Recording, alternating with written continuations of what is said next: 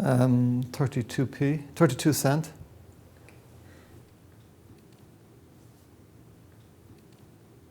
Non-news. Oh Lord, I don't use the web very much, but I suppose probably the Irish Times or RTE or one of those. They're news though, aren't they? Yeah, they would be. Oh, what non-news? Oh Lord. We travel a lot. Well, I suppose, yeah, airlines or something like that. Yeah, yeah. Oh, it's been a while. I'm a real Frank Sinatra fan. I am also a fan of Melda May, but I was to host her in the European Parliament last year, but because of travel problems, it had to be cancelled.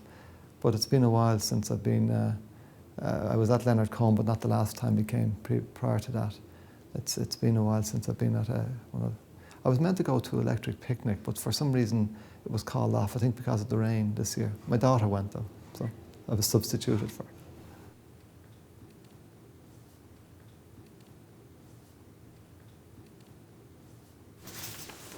I think that's a Melda May, is it? No, it's not. Oh, I don't know who it is. It's hardly Natty Cole, is it? Or no? It's Rihanna. Oh yeah.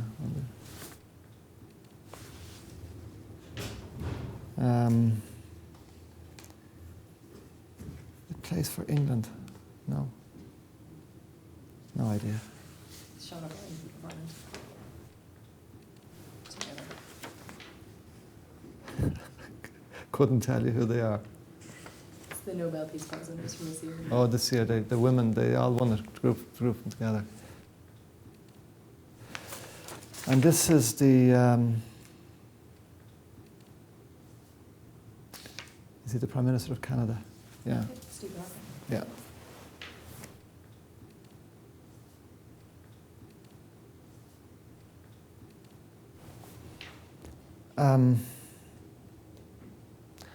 I think probably the President of Hungary, because I know him. He's a former MEP, and he's a former athlete and a very nice person. And maybe just to ask him how he made a transition from being MEP to being head of state.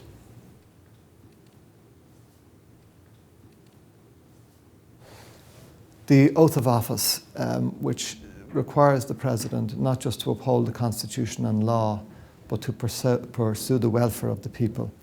I think in upholding the Constitution and the law, the President has to work within certain parameters. But when pursuing the welfare of the people, the President's very much on his or her own. And I've been very much involved in, for example, youth work and things like that. And that's an area, particularly the area of suicide, is an area that I think the President could do much to help the country to address.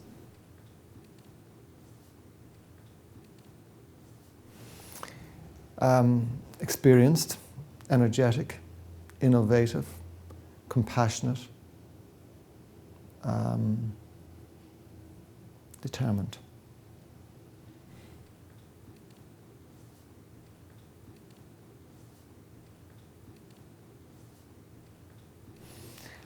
None of them hold the views that I hold. The only reason I'm running for president is that I believe in an ethos, a framework that is totally inclusive, not pretend inclusive or politically correct inclusive. We have to learn in Ireland to live with each other. And I think we need to import to Ireland the motto of the European Union, which is unity and diversity. And I don't even know who I'll give my number 2 to yet. I'll probably give myself number 1.